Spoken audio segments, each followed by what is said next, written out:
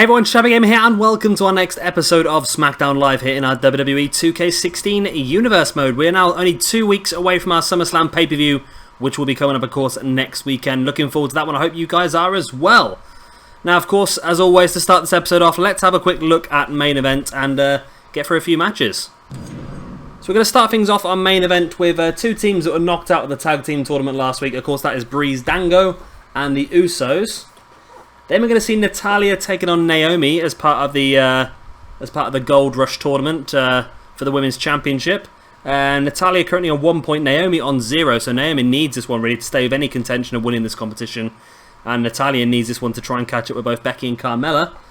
And then match number 3 on main event is going to be the Vaudevillains taking on the Hype Bros. And that is going to be a first round match of our Tag Team Championship tournament.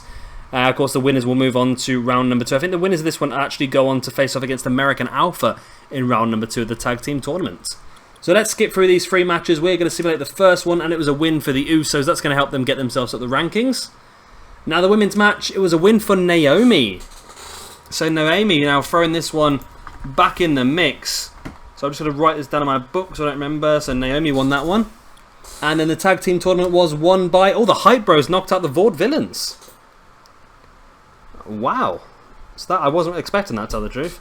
So now we know then that the Hype Bros will face off against American Alpha, and the Ascension will face off against the team which win on Smackdown. Now let's get straight into that Smackdown card and have a look what we've got planned for you this evening. And here is that card for Smackdown. Now we're starting things off with another match from the Women's Championship Gold Rush, as Becky Lynch takes on Eva Marie. At the moment, Becky's on 2 wins out of 2, and Eva's on 0 from 2. If Becky does win this, she'll have 3 wins out of 3, and there's only 2 matches left. She'll be in a very, very strong position indeed. Secondly, we have Alexa Bliss taking on Carmella. Once again, Alexa Bliss is on 1, but Carmella is on 2 victories. So if Carmella wins this, she'll be in a very strong position as well. So it's a big, big night for these 2 women, and it really could open this competition up or make it a 2-holes race, really. Then we've got the Intercontinental Champion, The Miz, who put in a fantastic promo last week against Daniel Bryan. If you haven't seen it, then definitely check it out on YouTube. It was really, really good. Some of the best work he's ever done, I think. He'll be taking on Apollo Crews. Dean Ambrose gets his hands on the #1 contender, Dolph Ziggler. And our main event, we have a little bit of a change-up. I know I did say last week it was going to be, was it Sawyer Fulton and the other guy who's crap. But I did see that it ended up being the Headbangers. So we're going to go along with that. I like the idea of having the Headbangers, and I don't know if they're going to be a permanent bring back for SmackDown, whether it was just a one-off. I'm going to assume it was just a one-off, to tell the truth. But it was a little bit of fun, wasn't it, really? So we'll have that as well. So we're going to watch 3 matches as normal. We'll skip this one. We'll skip Becky Lynch versus Eva Marie, because it should be very one-sided, and it is a win for Becky Lynch. We'll watch Alexa versus Carmella. I think we'll probably skip Ambrose versus Ziggler because I want to keep that match special for the SummerSlam pay-per-view. I don't want it to get a little bit overused before we get up to there. So we are gonna skip that one, and it is a win for Dolph Ziggler. Wow! So Dolph Ziggler gets a pinfall victory over the champion before the pay-per-view. I'm sorry, I just got distracted there by looking at Dean Ambrose's relationships. Apparently, he's good friends with Dolph Ziggler, Roman Reigns, and Apollo Crews. That's interesting.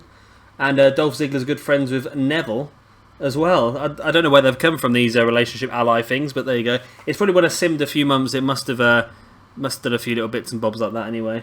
But yeah, great win there for Dolph Ziggler. He's now got himself a hot streak as well, and it means when SummerSlam comes around, Ziggler's got a good chance, of taking that SmackDown Championship away from Dean Ambrose. So that now leaves us with 3 matches: Bliss versus Carmella, The Miz versus Apollo Crews, and of course the tag team first round match. Rhino and Heath Slater teaming up to take on the Headbangers. So without further ado, let's get straight into our first match. And here we go, there is that first match. Like I said, the match between Alexa Bliss and Carmella. Carmella currently on 2 wins out of 2 in this Women's Championship Gold Rush. Alexa Bliss on 1 win out of 2. A win here for Carmella would really put her in a strong position. Of course, Becky Lynch now in 3 wins out of 3, and Carmella will be hoping to keep up with that.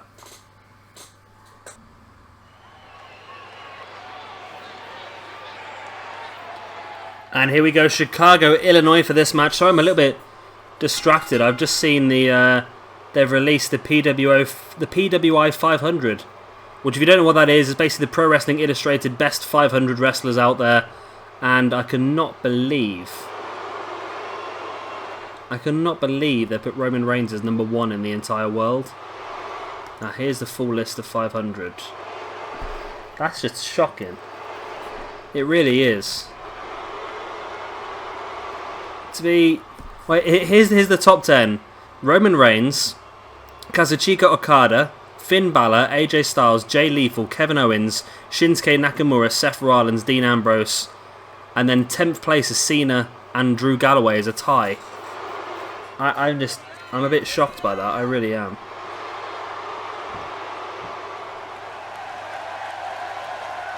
That's just it. It just makes no sense to me whatsoever. When you see people like Kenny Omega rated on like 40th or whatever he's going to be, it just makes no sense how someone can be that. It just stunned me. It really has. So I just looking at that as we were going past on the as we were sat in that loading screen, and it just caught my eye. And when I saw that Roman Reigns was number 1, that's just really thrown me. That as I cannot believe. Don't get me wrong, he's a lot better than what people give him. He's better than what people give him credit for, but he's not the number 1 wrestler in the world, not by a long shot. He's still got so much development to make as well. That's just. I'm just stunned by that. I really am. Obviously, it looks like I bet WWE like bribed him into doing it, haven't they? They'll do anything to try and get that bloody guy over. They really will. As the match kicks off here, so I got completely distracted now. No, that's 2015. I want to try and find the list so I can go through just a few of the notable people with you, because it's just shocked me now. I did see the list a second ago. Where is it? There it is. There's people in there I've never even heard of before. It's got Abyss at 87, for God's sake. Sin Cara's on there, Ty Dillinger. Like, who's someone we know is really good? Where's Adam Cole? Adam Cole. Adam Cole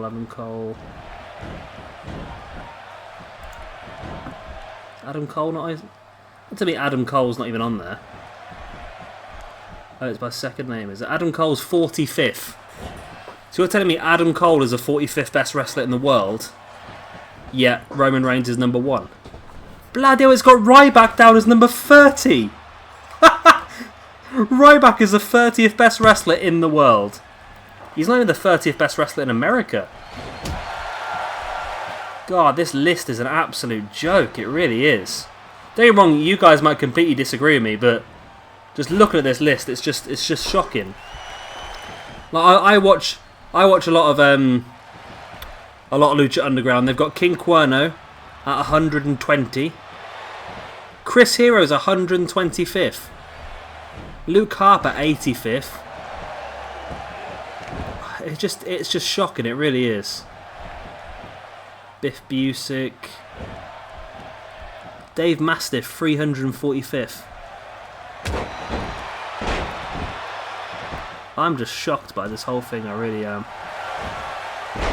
I don't know. Like I said, have a look for yourself, guys. Have a look at the it's called PWI 500. They've released the list today, and I just don't agree with it. I just don't think. Let's have a look at someone that I know is really, really good. Where's Zack Sabre Jr.?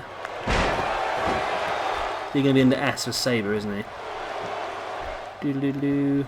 Where are you? Well, Ricochet's 15th in the world. Oh my god, they've got the guys from the Authors of Bloody Pain on here as well.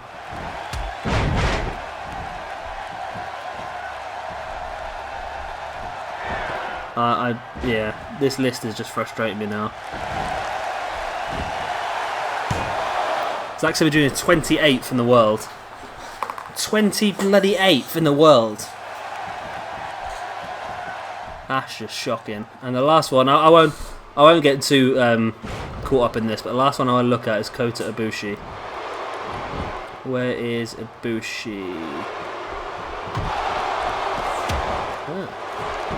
I can't even see Kota Ibushi on there, to tell the truth. He must be on there somewhere. Oh well, I'll leave you guys to have a look at that for yourself, and and see what you think. But for me, I'm shocked by that list. I just think it's completely upside. Well, don't get me wrong, the rest of the top 10 are very, very good. It's just that it's Roman Reigns is number 1. It shocked me that as. I don't know why they've done that. I reckon they might have sold out because the rest of the list is probably, well, like I said, I'm a big fan of Ricochet. I'm a big fan of Zack Sabre Jr. and people like that. So I think they should be higher up the list. I don't know if that's just my personal opinion, but I know for a fact Roman Reigns should not be top of the list. He's only been wrestling for a case of a few years, and I don't think he does it for any passion. He does it probably because of the money and probably because he's been forced into it by his family. That's how I feel about it anyway. He doesn't genuinely seem to me like a real wrestling fan. Like when Kevin Owens lifted that Universal Championship above his head the other night after Raw, you could see the sheer passion and the happiness in his eyes. When Roman Reigns won the championship, it was like, yeah, I've done that now, yeah, great. And I think that's the complete difference. I don't think he really wants to be doing what he's doing. Nice quick roll up there by Carmella. Can she pick up the victory? Oh, that was so close to a 3 count. Carmella so close to equaling Becky Lynch. Now, what have we got next week? Have we got... Well, I'll tell you what. The last week, week number 5, that is when Carmella faces off against Becky Lynch. Wow. You know what? That could be the match that determines it. But then again, Alexa Bliss could pull one off here if she does. Because next week it's Carmella versus Eva. So you think that Carmella's definitely going to get win next week. And she's got the win here as well. So Carmella is also now up onto 3 victories. And Carmella's looking like an absolute beast in this universe, isn't she? But that now means that Becky Lynch is on 3 out of 3. Carmella is on 3 out of 3. Naomi, Alexa and Natalya all on 1 out of 3. And Eva Marie is on 0 out of 3. Next week, Becky faces off against Natalya. And Carmella faces off against Eva. So if you ask me, Carmella's in a very strong position here to become the first women's champion here on Smackdown. I have put Nikki Bella into this women's division, but of course, because we started doing this before she made her debut, she'll be coming into it afterwards. What I think I might do is I might just automatically make Nikki Bella the number 1 contender for the women's championship at the Backlash pay-per-view, which is only really taking place a couple of weeks after the SummerSlam pay-per-view anyway, so it's definitely worth a look. I'll tell you what, Carmella's been absolutely awesome in this, and I'm going to say she's rated very much the same as everyone else. All the women on this division, apart from Becky, are rated around about the same, and Eva obviously, all rated more or less the same. So, yeah, everything she's done has been pure top class, actually. And I'm so happy as well, I forgot to mention at the beginning of this match, both these ladies will be on the actual roster for 2K17, which is fantastic. I can't wait to try them both out. Of course, as soon as the game comes out, as long as I'm not on holiday, which is a possibility at the moment, I'm hoping I'm not going to be. But if I'm not on holiday, then I do have a full week and a half off after this game is released, and I will be absolutely ploughing your sub box with stuff, and we'll be looking at a lot of the new wrestlers on the game with random matches, of course, and we'll be starting the universe mode straight away as well. But that, of course, is 2K17. Let's continue on with this episode of Smackdown here on 2K16. And here is match number 2 of the evening. It is the Intercontinental Champion, The Miz, taking on the number 1 contender for that belt, Apollo Crews. Well, Apollo Crews wasted no time here, running straight into the ring and Fez press on The Miz. Apollo Crews looking to get some early offense here on The Miz. And we are underway. And this could end up being a quick match. So I've just been looking at this list again while we're... That's interesting. Jey Uso's at 90 and Jimmy Uso's at 99. Wow. That's going to cause some problems. Gorilla press there by Apollo Crews straight into the standing moonsault. He could pull off an incredibly quick victory here of the Intercontinental Champion. The ref is slowed down. Oh, and The Miz does kick out. So one thing I just noticed then. So Jey Uso is 90th. Jimmy Uso is 99th. Yet Akira Tozawa, who's in the Cruiserweight Classic, is 177th. Hiroshi Tanahashi is 27th. Tanahashi and Okada between them have put on, I think, about 3 or 4 5-star matches from Dave Meltzer. 5-star matches over the last 2 or 3 years. Yet he's that far down compared to Roman Reigns. Like I say, if it wasn't... It's not even Roman Reigns, actually, because looking around the rest of the list, it's a bit shocking. Like Big E at 38th. Kofi Kingston's 42nd. I just reckon they put all the names in a hat and just pulled the numbers out, you know. Al Snow. Frickin' Al Snow at 329th. Al Snow. Oh, that's wrong, isn't it? Al Snow's 329th in the world. That's a shocker, that is. Al Snow shouldn't even be on the list. Guy's retired. He's only had like 1 or 2 matches in the last few years. Oh god, this is painful to look at. It really is. And it makes you wonder as well. Like you've got Mascara Dorada, who is Grand Metallic. He is rated at, I think he's Grand Metallic. He's rated at 290, and Lindsay Dorado is rated at 294. And those are 2 people that WWE have just signed up. Yet, according to this, Kofi Kingston's 42. I believe that that both those guys are a better wrestler than Kofi Kingston. Kofi might have a little bit more. I don't even know if he has got that much more on the mic, because if you notice a lot of the New Day promos, they're very much led by Big E and Xavier Woods. Don't get me wrong, Kofi gets his little bits in now and again, but I don't think there's a lot about him, is there really? Well, I'm going to shut this page now because it's just frustrating me and I'm getting distracted. Right, it's gone. It's gone. Right. And Apollo Crews has really done well here, just dominating The Miz for the most part of this match. And of course, if he can get a big win here, it's going to really throw the momentum on his side moving forward into the SummerSlam pay-per-view next weekend. Apollo Crews now taking him up on his shoulder. What's he? Tombstone Pile Driver. A freaking Tombstone Pile Driver. Apollo Crews is a beast. An absolute beast. Here he is now bringing The Miz back up to his feet. Taking him up. There's the powerbomb, but he holds his grip and takes him back up for another. And then wrenches him back up for a third powerbomb. Into the pin. That could be all. And it is. No. Oh, referee, I heard your hand hit the mat 3 times then. I was completely silent. I heard that. I'm hoping you heard that as well at home, because I'm sure that was a free count. Dodgy referee in there.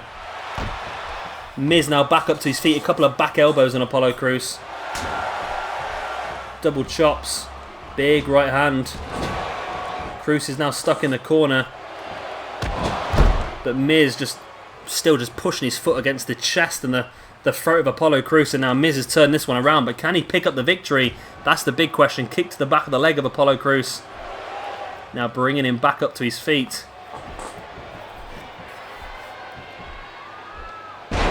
There's the backdrop by The Miz, who now drops on the outside. What's The Miz got planned here? Is he taking a few? I think he's just taking a few seconds, but that might not be the best idea because he's allowed Apollo Crews to get back up to his feet again. The Miz to the outside. Big right hand. Twisting neckbreaker as well.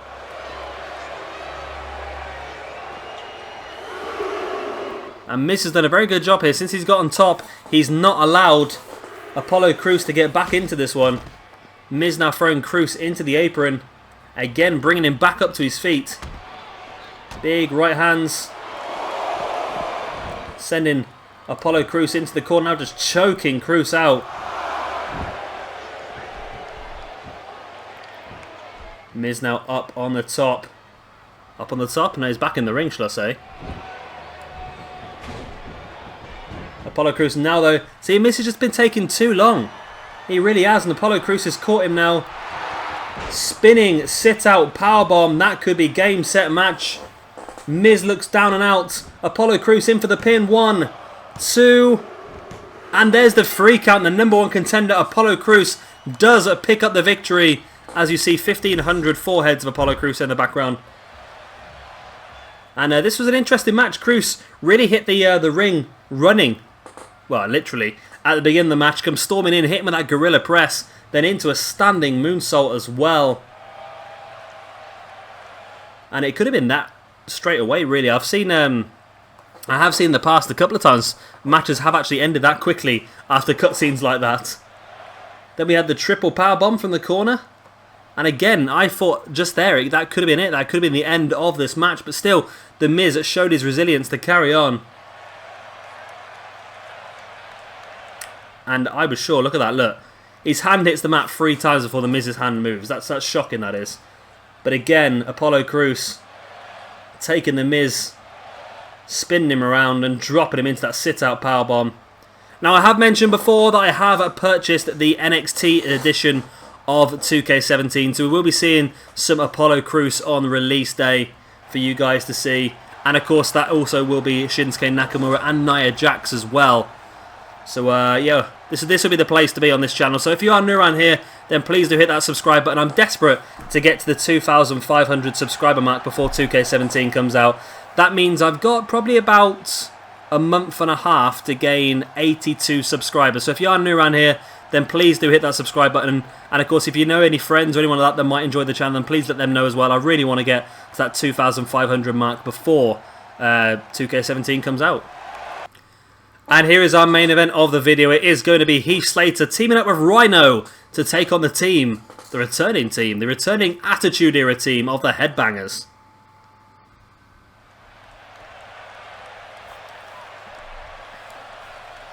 And here we go then. Looking forward to seeing the return of the Headbangers. I haven't actually watched Smackdown yet. I've got it recorded, but I was going to watch it tonight when I got home from work. But I thought I want to get this recorded and edited for you first, so I can make sure I get it uploaded on time, because I've been a bit bad here and there, haven't I, in the past? Especially this week. I was sat here thinking, oh, I've got work tomorrow. I can't believe I've got a full week of work. I went, I ain't got a full week. It's bank holiday. And I went, oh, it's Monday today. I haven't done Raw yet. Yeah, that was pretty bad. That was. So this was really a strange friendship. I wonder, you know, if these two are going to go on to win the competition. It just seems like such an odd way. I wonder how long they're going to take this Heath Slater best free agent sort of gimmick before they finally lock him into somewhere.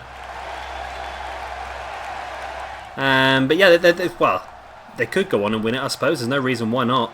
But I just think those championships are dedicated to American Alpha. I reckon they're so over and they're so good that they should just be handed them belts. And I'm hoping they're going to win him in ours as well. I'm not being biased at all, but I would love to see the American Alpha win him in ours. Of course, that's already we know in the second round. We know the Ascension defeated Breezango. We know American Alpha defeated the Usos. The Hype Bros defeated the Vaudevillains earlier on main event. And now this is our final first round match. Who will go on to face American Alpha in the second round? Will it be Rhino and Heath Slater, or will it be the returning Headbangers? Now, I did write myself a note, didn't I? Yes. Thrasher is the one with the piercing. So Thrasher's the one in the ring right now. Because you know what I'm like with tag teams. I often struggle to tell who's who. Especially, it's not too bad when they look different, but a lot of tag teams wear the same attires. And the Usos just destroy me, they do. I always struggle with the Usos. Lost Matadors as well, got no idea. Mosh and Thrasher ain't too bad. Look at that, big slam there by Rhino. Thrasher's in trouble here. There's going to be about 10 years worth of ring rust here as well, remember that. Rhino straight with the early pin. 1, 2, it's only a 2 count, but it's a 2 count.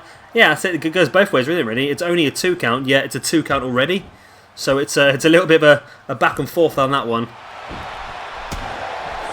Rhino just stamping on the gut of Thrasher. And Thrasher's really struggling just to get him back up on his feet at the moment. Rhino now sending Thrasher into the corner. And the ex-ECW champion really dominating this match, but Thrasher now all or nothing. And it was, I say all or nothing, and he got something, didn't he? He didn't get all, he didn't get nothing. He just caught Rhino, but he didn't get enough of him to really take the impact out of himself hitting the mat. Now both guys back up to their feet. Every time Thrasher seems to try and get a hold of Rhino, Rhino just manages to push him away. And now Thrasher, massive right hand, taking Rhino down. And he comes across. And he tags in his partner, Mosh. Who now Rhino takes up high. And, oh, that's a vicious, vicious powerbomb, that one. Taking Mosh down. Now drags him back into the middle of the ring. And Heath Slater's having some fun here. He's managed to stand at the back and watch Rhino do all the work so far. And I think that's going to be the whole basis of this entire tag team tournament, you know. I reckon they might. I don't know if they'll risk it. I was just going to say, I wonder whether they might take Heath Slater and Rhino to the finals to take on American Alpha at Backlash. But like I said, I don't know if they'll risk doing that, because American Alpha is so over, but so is Heath Slater, and you don't really want them both in the same match trying to take each other's sort of overness, if that makes sense. Nice sit out spine buster there by Heath Slater. Heath now drops into the pin. 1, 2. It's only enough for a 2 count. Mosh kicking out. Heath Slater can't believe it. He wants to win quick in this one. They want to get through, but remember, they will have to take on the Ascension if they do. And I think that's what we're going to do. We're going to hold back, and we're going to have this final match at Backlash as well. Backlash is only 3 weeks away now. Of course, SummerSlam next weekend, then we have 2 weeks gap into the Backlash pay-per-view. So probably next week on Smackdown, we'll probably have one of the semi-finals. The next week, we'll have another one of the semi-finals, and we'll have the final at Backlash, which will be pretty good. I'm looking forward to that. Slater now pushing Mosh away. And again. Mosh with that inventive backbreaker into a Russian leg sweep combination. Now Mosh bringing back Thrasher. But so far I think Rhino and Heath Slater have done a good job of dominating the majority of this match. And there's the commentator's curse there as Thrasher takes full control of Heath Slater now. Over the top, there's that neck breaker. I'm not quite sure we're going to do Heath Slater yet. I think we're going to put him into Smackdown because after... See, I was quite happy with the 2 rosters. But then after doing this universe mode myself and going through the people who were available, I started to look at it and think, you know what, there's not a lot of depth in Smackdown at all. And considering that Raw is going to get the Cruiserweight division in about sort of 3 weeks' time, and it looks like they're going to get another sort of 10 wrestlers, you think to yourself, then surely Smackdown needs to take some of the Raw guys, because Raw already has 2/3 of the roster. That's a good move by Rhino and Heath Slater. Good tag team maneuver there. Yeah, Raw already took 2/3 of the wrestlers available in the draft, and now they're going to get all these extra people as well. So it doesn't seem very fair to me. Rhino spinning cutter in for the pin on Thrasher. Heath Slater comes across and takes out Mosh, and there is the 3 count. Rhino and Heath Slater have defeated the Headbangers here, and they're going on to the 2nd round to face off against the Ascension. Good victory, I must admit. I think Rhino did the majority of the heavy lifting in this one, but Heath Slater played his part here and there. And unfortunately for the Headbangers, it's not a very fortuitous return for them, is it really? But it could have been worse. Well, I suppose it couldn't have been worse. They lost. They lost in the main event of SmackDown. But yeah, like I say, we'll keep them on the game for now. Like I said, I'm not quite sure what WWE are doing with them. I think it was probably just a one-off appearance. But if we can stick him around for another 2 or 3 months just to bolster that tag team division up a little bit, you never know. But like I said, we will be having the final of this tag team tournament at Backlash to crown our first tag team champions on SmackDown. The women's champion will probably be... we'll have to wait and see what happens. We'll have to see what happens. I think next week is the final matches. And I think what we might do is we might have the final match of Becky Lynch versus Carmella taking place at Backlash, because I think that match is going to be determining who wins the championship. Next week, Carmella has Eve Marie, Becky Lynch has Natalya. If they both win that, they'll both be on 4 out of 4, and it will come to the 5th match to decide who wins the championship. But of course, if one loses next week and the other one wins, it's still going to be 3 to 4, and one has the chance to equal it at 4-4 at in the final match. So we'll have to probably do like a best 2 out of 3 falls or maybe something like that. I'll wait and see what happens. We'll wait and see what happens. But yeah, we'll keep an eye on that as well. So that is the end of this episode. I hope you have enjoyed it. Of course, if you have, then please hit that like button. It does really help me out. And of course, if you are new around here, like I said earlier on, please hit that subscribe button. I really want to make it to 2,500 subscribers before 2K17 comes out, which I believe is the 20th. No, it's not, is it? It's about the 16th or 17th of or 13th or something like that of October. So yeah, please help me out on that one. This is the highest subs I've ever been, which is not really that many, is it really, compared to other channels, but the highest subs I've ever been to, and I'd really like to get a bit higher as well. I don't earn any money out of this really, so yeah, it's all about the fun and the passion, and keeping you lot happy so you don't give me horrible comments anyway. yeah, that's the end of the episode. Yeah, I've been Shabby Gamer. Thank you very much for watching, and I'll see you next time. What a crappy ending.